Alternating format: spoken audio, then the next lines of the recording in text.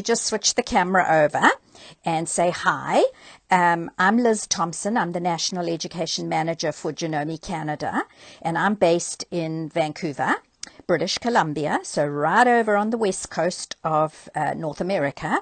And I have my drapes closed today because it is a bright sunny day. And if I had my drapes open, you probably would struggle to see me and the screen because the room would be so bright. But in any event, be that as it may, what we're going to do today, hi Cheryl, what we're going to do today is we're going to talk about mug rugs, and a good deal of the Instagram Live this morning is going to be a show and tell, really, more than anything else. But towards the end, I will show you at the machine how I do my favorite finished, the edge finish on a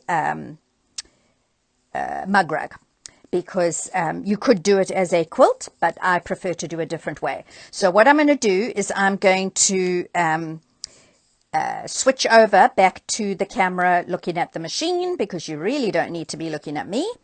And there we are. But before we do that, I'm going to swivel my camera a little bit this way, and I'm going to move my chair over just to show you my lovely brand new Janome chair. This is one of our Arrow chairs. It is hydraulic, so you might be able to see down here there is a little hydraulic lever, and my chair will raise or lower. And this is the best part about it. The seat lifts up, and there's a little cubby hole in that seat, and I can keep secret things in there like chocolate and stuff like that. Anyway, enough about that. I just wanted to let you know, show you my lovely new chair. Those are currently in stock and available through your Janome Canada dealer. This particular print, with the Janome print on it, and scissors and pins and needle and thread and so on, that one was my favorite, so I chose to order that one in.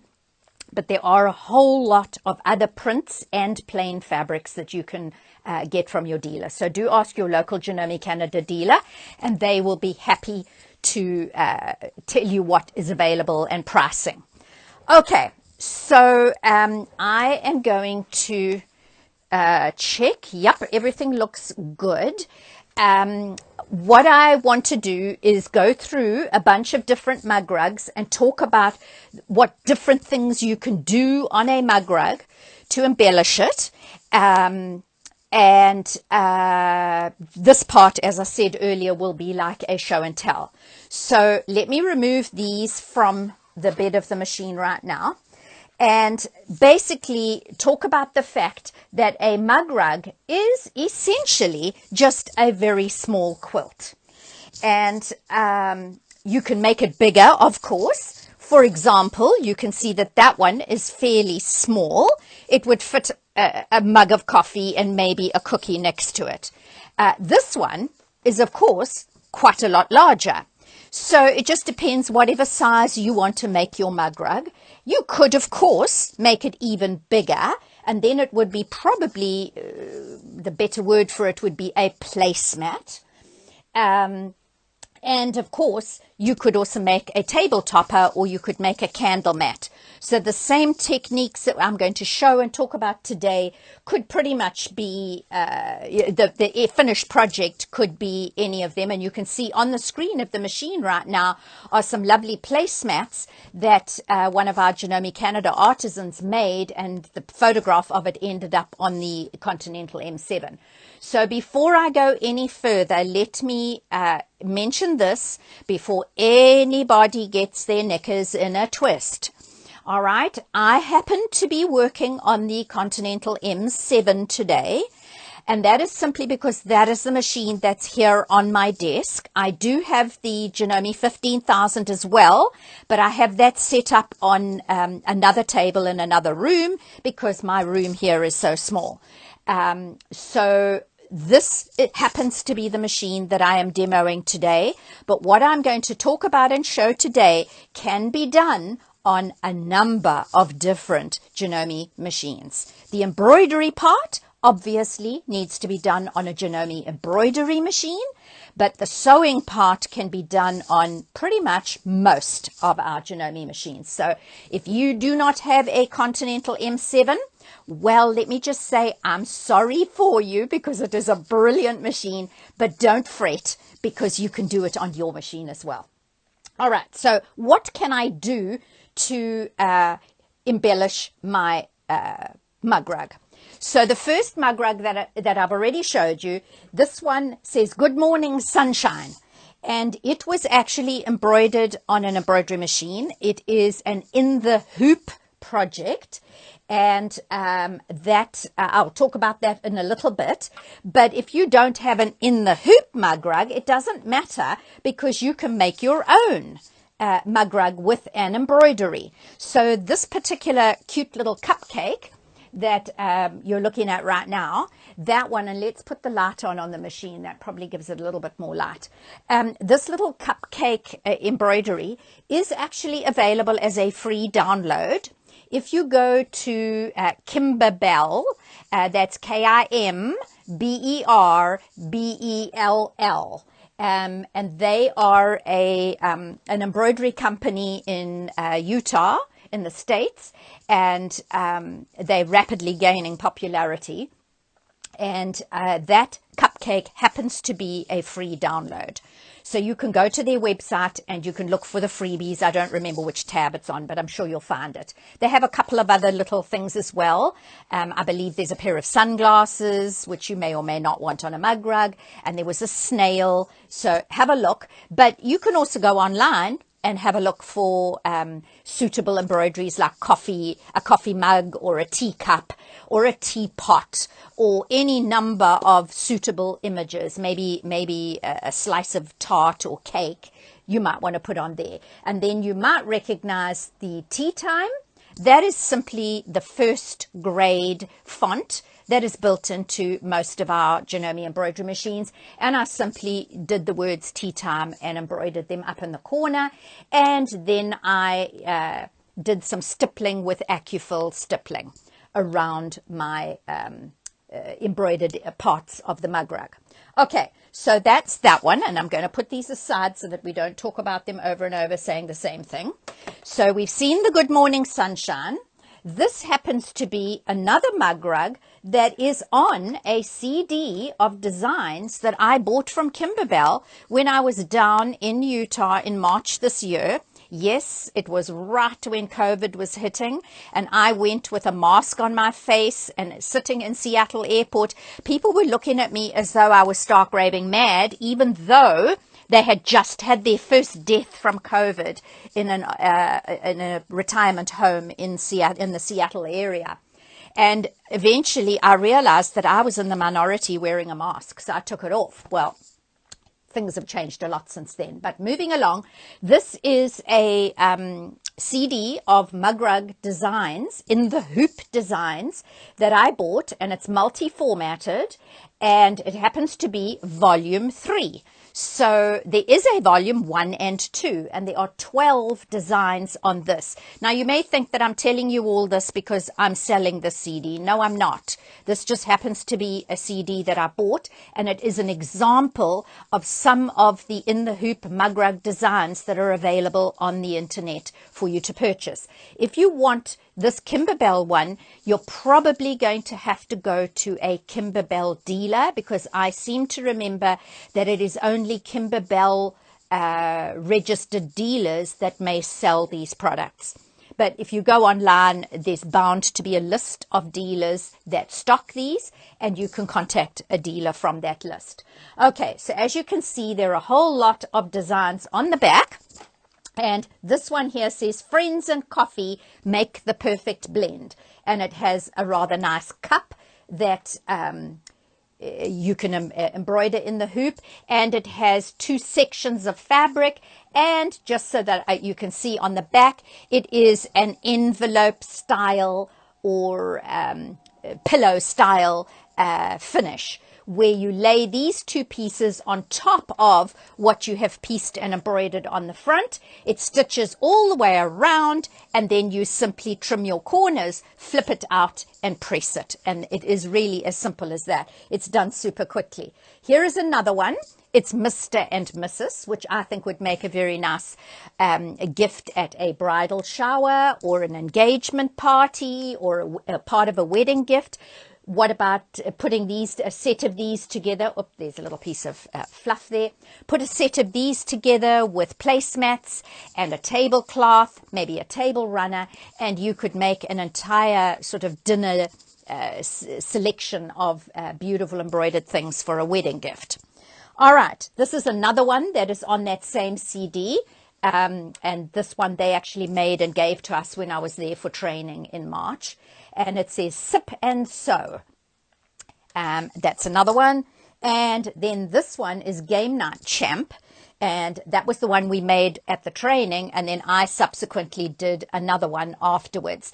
And it is using a vinyl embroidery. Now, this particular mug rug is going to only be available in Janome exclusive dealer events. And unfortunately, because of COVID, we've had to put this on hold until such time as we're able to actually offer these in our dealers' stores again. So I have a bag sitting ready and waiting to run with this and start teaching the 2.5 day. I think it's I can't remember now, but I think it's a 2-day event at our dealers. So that's coming up when COVID has run away and left us alone. And incidentally, just let me plug away. If you are one of those people who are not following the health guidelines for your area, please do so, because the longer you don't, the more people are going to get sick. We've just had our numbers spike again in BC because there were a whole lot of young people that went partying in the summer and have transmitted the virus to a whole lot of other people. So let's all be good, please, so that we can get this done and over with and we can get back to our new normal. All right, this happens to be another mug rug.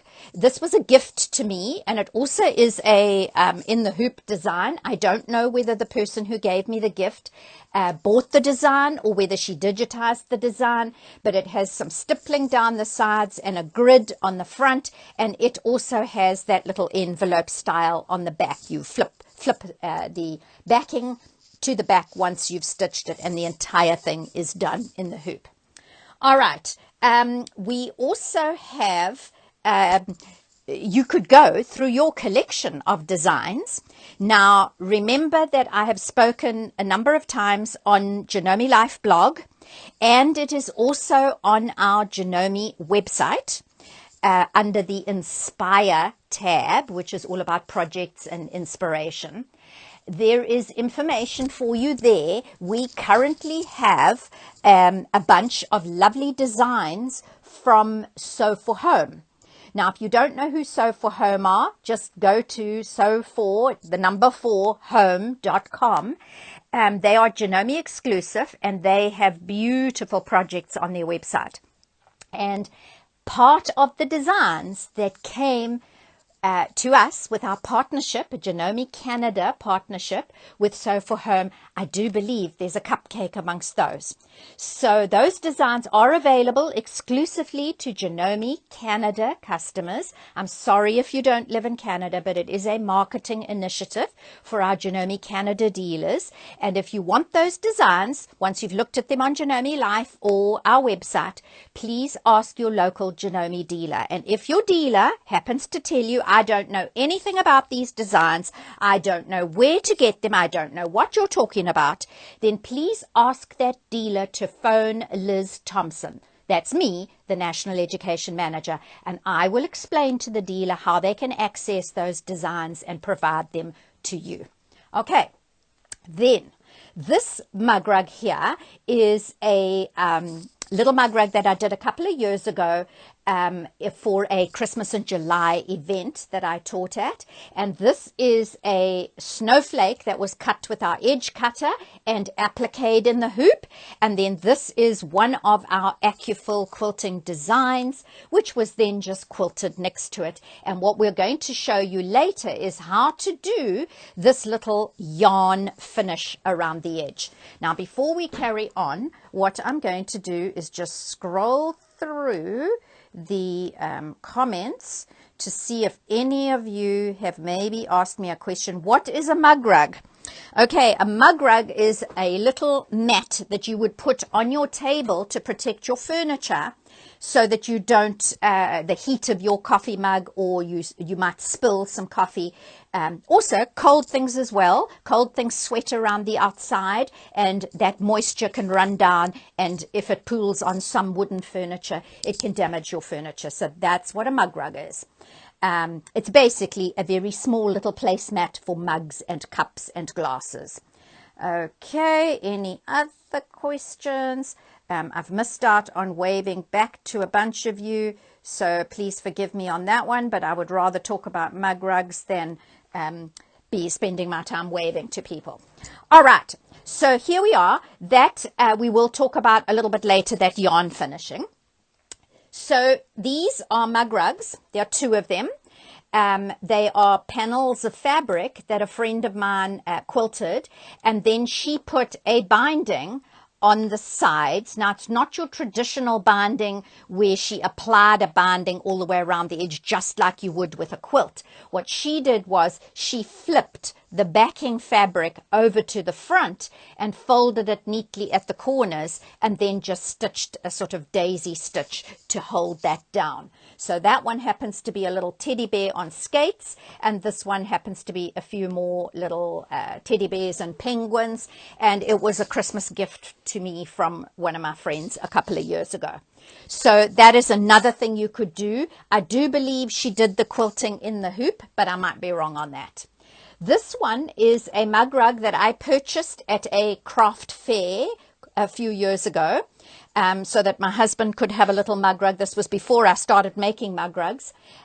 He could have a mug rug sitting next to his bed because he does slop coffee onto the bedside table, and I spent my time wiping up after him.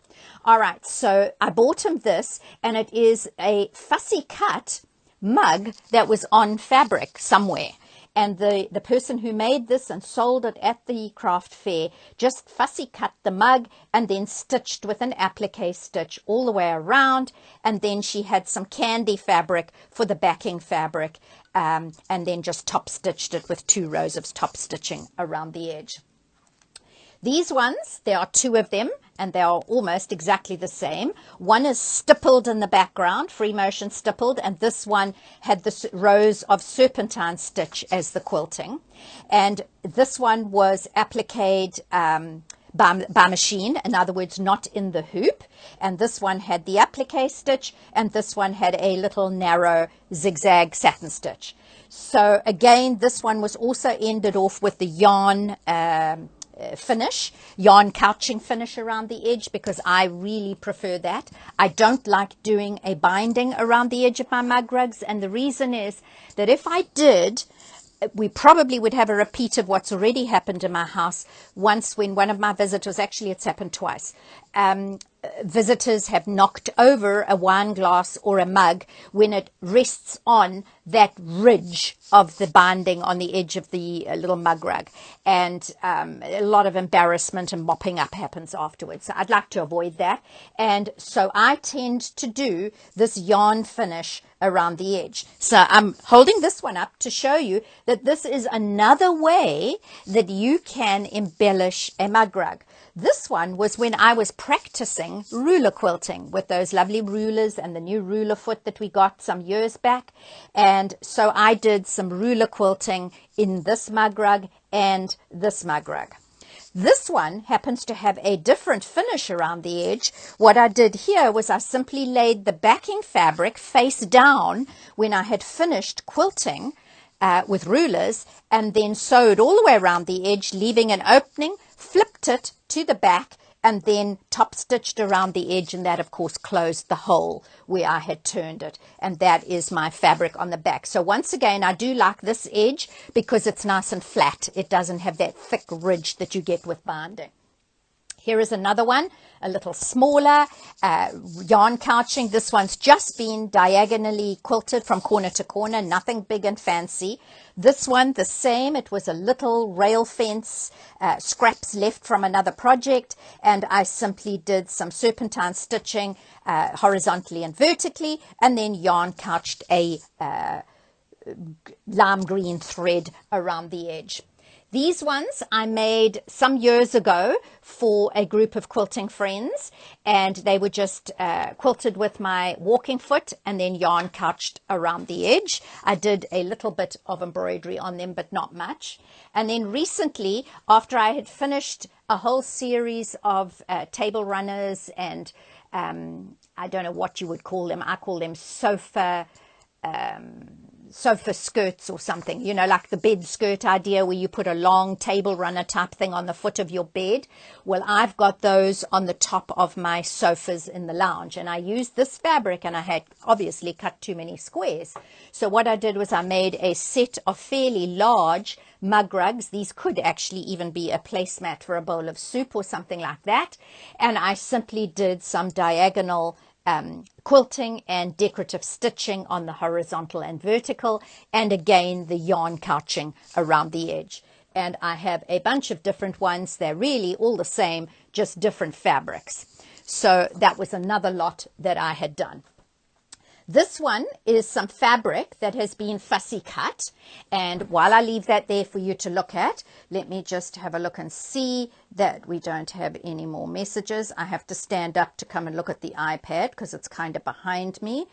So no, I don't see any more questions or messages from you. This is a piece of fussy cut fabric, and somebody, I didn't make it, somebody has quilted around the kitty cat, and then done a little bit of quilting around the edge as well. So that's another option. You can actually use the fabric as your base and then just do a minimum of embellishment. And that is actually what I did here. This was a panel of fabric that I picked up, and it was in my stash for who knows how long. And it was a whole bunch of different teapots. It's actually got my husband's name embroidered on it, yarn couched around the edge, and just a minimal amount. On the back, I have some other fabric that's got cups on it. And I made a whole lot of those one Christmas using this panel of fabric. That one's got mine because I'm a tea drinker, so I've got Liz on the teacup. And here we have another one. You can see it's sort of, I don't know, retro kind of fabric. There's a teapot with my name on it, more of them, just to give you a very quick idea of something that you can do with maybe a panel of fabric that you can cut up into mug rugs or placemats that you may have sitting in your stash. So that is another bunch of mug rugs. And what I want to do now, let me just quickly check if there are questions. Do I put batting in between? Absolutely, yes, I do. You could, I guess, if you wanted, put some of that special heat-resistant batting. I think it's called Thermolan or something like that. Maybe different brands have got different names for it. I don't usually worry. I just use the batting that I use for all my quilts, which is 80/20 Hobbs heirloom batting. I used to keep buy big bolts of the fusible batting, but I've stopped doing that now because we have long arms, and that batting, I buy it by the bolt for Janome, and that batting, you don't really want fusible batting when you are using it on a long arm. You want it to be the regular 80/20 batting. Now, when I say 80/20, what am I talking about? That's 80% cotton and 20% polyester. I like that as opposed to 100% cotton because it doesn't shrink quite as much when you wash it. And I am not in the business, I'm sorry, some people may do it, but I am definitely not in the business of pre-washing batting before I quilt my quilts. That is just way too much like hard work. So I use the 80/20 batting. It's quite thin, but it is more than sufficient for mug rug. Okay, so let me just check my notes. For appliques, if you don't have a teacup or mug that you want to use, go through your applique books, go through your quilting books and look for pictures of things in your books, and then you can trace it and use that as the base for your applique, or you could draw your own, or of course use fabric that, like I did with that panel. Another thing you could do, and I didn't have too many examples of that other than perhaps this one where I used the serpentine stitch as my quilting. You'll see on the back, diagonal in each square, and then the serpentine stitch. You could very definitely use the decorative stitches on your machine to embellish your mug rug. If you didn't want to do applique or embroidery, decorative stitching is wonderful. And Michael and I both lament the fact that people tell us on a frequent basis, oh, I don't ever use all those decorative stitches on my machine. I don't know what to do with them. Well, here is one opportunity where you can use those decorative stitches and just stitch row upon row of them, or just a few rows if that's what you want. And that can form the embellishment as well as the quilting on your mug rug, and that can be real fun. And I would probably suggest in that case that you use our border guide foot, and we did do an Instagram live on the border guide foot some time back, and you can go to our YouTube channel, which is called Janome Life YouTube channel, and we have arranged our videos into playlists, and under the Instagram live playlist you will find that border guide foot video that you can watch if you missed that particular Instagram live. Okay, so what I'm going to do is I am now going to show you how I do the yarn couching. So I have got one of those little mug rugs, and I just want to check that you can see it clearly. Yes, you can.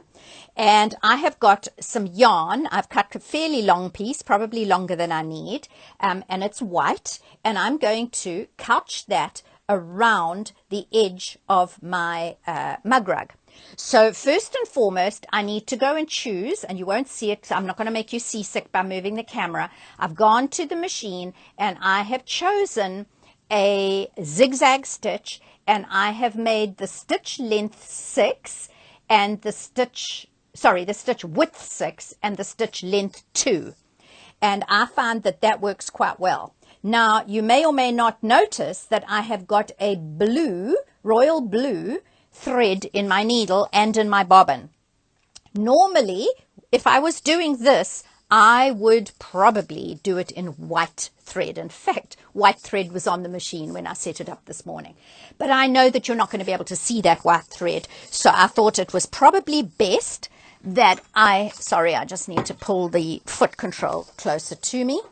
I thought it was best that I do it in a blue thread so that you can see what I'm doing. And then I am going to put my presser foot down, and what I'm going to do, let me get my stylus pen to show you, is I am going to zig into the fabric on the left swing of the needle. That's the zig. And when it zags over to the other side, I'm actually going to zag off the edge of the yarn. So basically what I'm doing is I'm encasing that yarn up against the edge of my nicely trimmed mug rug, and you probably want to do that with a rotary cutter and ruler before you start so that you don't have any fuzzies and that all your edges are nice and straight. So actually, you know what, I'm going to go up to 6.5 just to make really sure. Whoops, let's take the speed down a little. And can you see what I'm doing is I'm zigging into the fabric and zagging off the yarn, and I'm making my way down to the first corner. And what I've done is I have stopped with my needle down in the zig position or the left position. And there's a very, very good reason why I have done that. Because what I should have done as well is touch the needle down pivot function on the machine. It'll work at the next corner.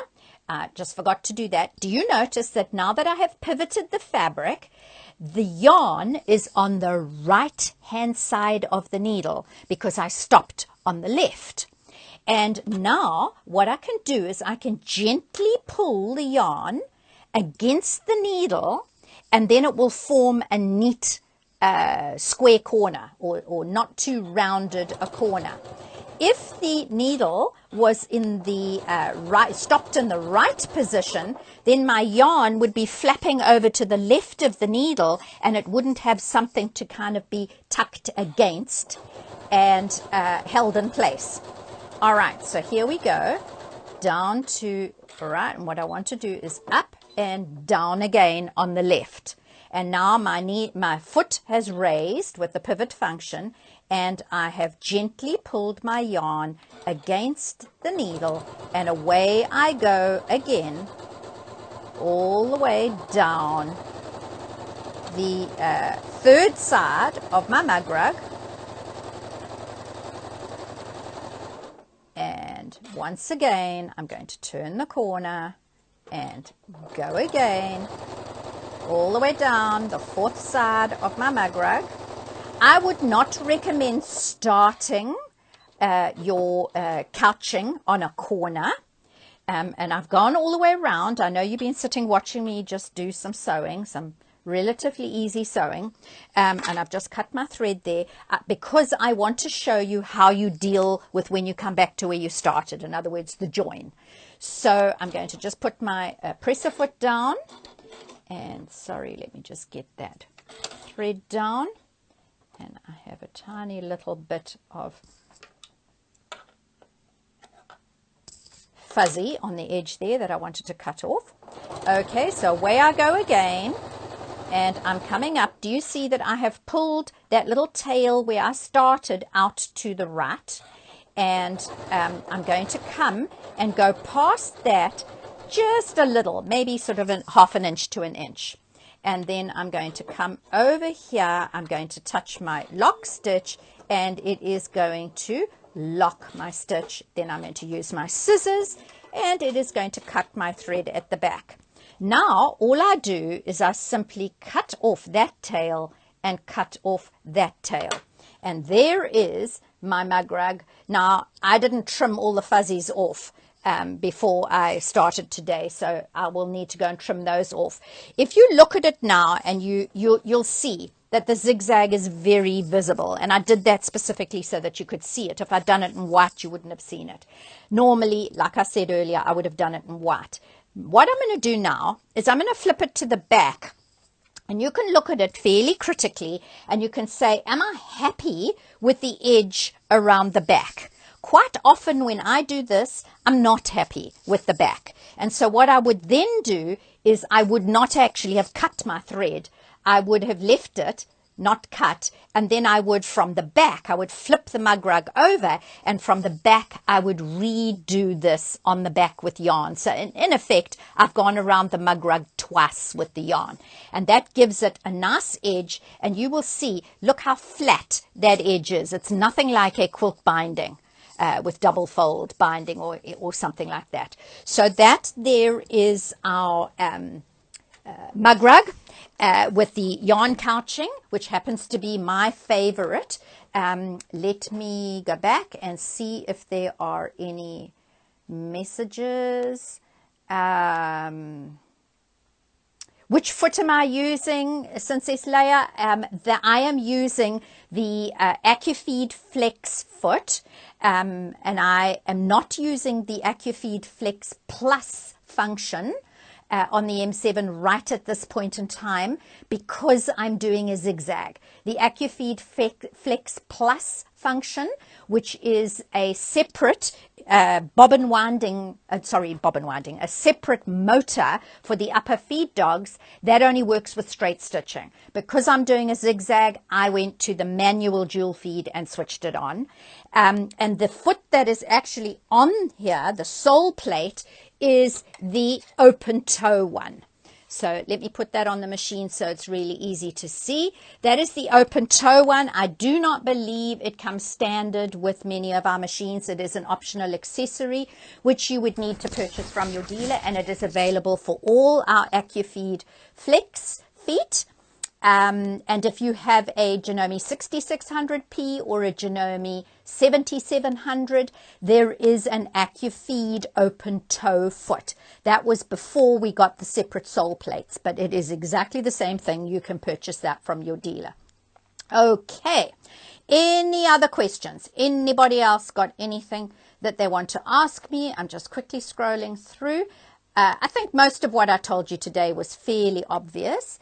But if you have any questions, you know you can always send them in to either Instagram or Janome Life or our YouTube channel or our Facebook. I spend a good part of each day, not the whole day of course, but a good part of each day checking those social media platforms to check for messages, and I try to get back to everybody that asks me a question within 24 to 48 hours. If I don't know the answer, I'll get it and get back to you. Can you use a different foot? Absolutely, you can use a different foot.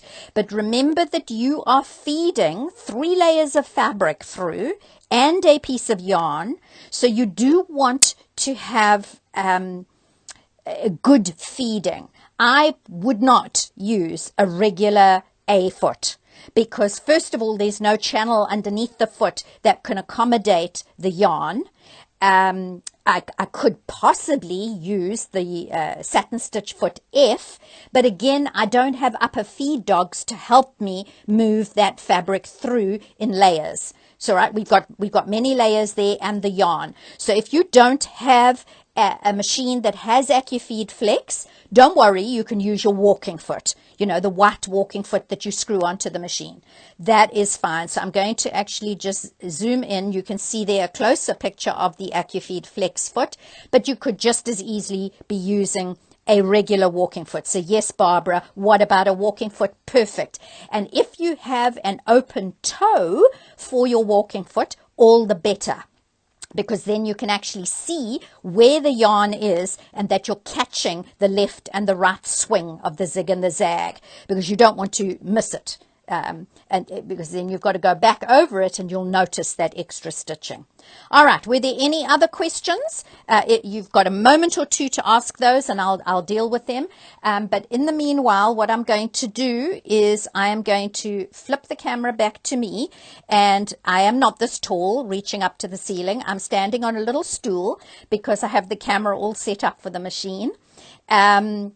I just wanted to mention a couple of things, is that I did put on Janome Life about 10 days ago now, almost 2 weeks ago.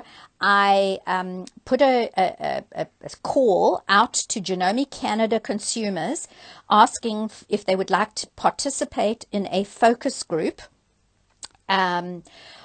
which was more an exercise to see and get your critique and your feedback for online classes at our dealer stores. And literally 5 minutes before the class today, I got a call from one of my dealers over on the east coast of Canada, and he has just booked 2 classes, one in September and one in October. And I've got many other dealers calling me to book classes. And what I have done is everybody that sent me a comment on Janome Life and said, I'd love to participate in this focus group. It's going to be next week, Thursday the 3rd at noon Eastern. And I have sent that login information, because you've got to log into, it's not on Instagram Live. Okay, it's actually using a meeting format called GoToMeeting, and I have sent that login information and all the information about what to do and how to join and so on. I've sent that to you all, so if you didn't get it and you had already told me where you live in Canada, I don't need to know your street address, just I live in Calgary or I live in Saskatchewan. That was good enough. Because we have limited it to Janome Canada consumers, because this is online classes that we're offering to our Janome Canada dealers. It is not a class per se. In other words, I'm not going to be teaching you a whole whackload of information about a particular topic. We're choosing to talk about the M7 and the 550E. It'll just be an abbreviated version of what I've just booked with this dealer over in Newfoundland. And it will be more for you to say, you know what, Liz, I think it would be better if you did it this way, or how about adding this? That's what we want to hear from you. So there is probably still a little bit of space for a few more people. So if you're interested, please go to Janome Life and send me a comment, and then I will send you the login information. That's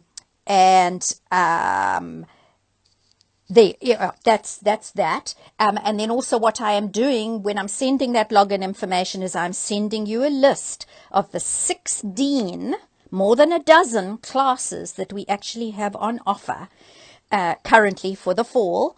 And if you are interested in any of those, all you need to is speak to your local dealer and say, you know what, Liz told us about these classes on Instagram Live, and I joined into the focus group, and I really, really, really want to do these classes. And then just ask your dealer to call me, and I will be more than happy to set up dates with your dealer, and then you can join in with those online classes.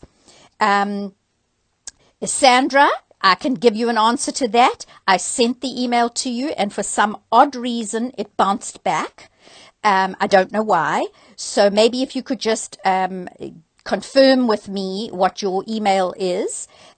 Just send me another comment and write your email in. I won't publish that comment. I just want to get your email, and I will try again. I actually tried 3 times to send it to you, and it bounced back every time. There was another question. Did I use Fray check prior to adding the yarn? No, I did not. I just trimmed, and as you can see today, I didn't trim all that well to get the fuzzies off. But once you've actually done that yarn couching along the edge, it's more than enough. You do not need Fray check. Okay, are there any other questions, or can we finish up today? I've kept you for 41 minutes, so I think that's plenty long enough. What you can also do is make sure that you contact your local Janome Canada dealer. Most of them are open for business. It might be shorter hours, it might be by appointment, whatever. But give them a call, because they're all more than happy to help you. Okay. Thank you everybody for joining in. I hope you learned something about mug rugs today. On Thursday this week, Celine is doing something that I think you will find really interesting. Celine is doing it again, 1 p.m. Eastern on Janome Canada Instagram. She is talking about the different Janome needle plates and what the various markings are, and so on and so forth. When do I use this one? When do I use that one? She will be up on Thursday, so give her make sure you tune in to watch that.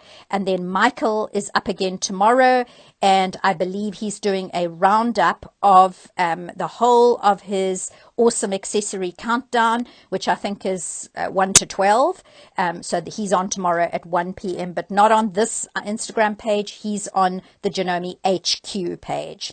Okay, thanks everybody. See you again soon.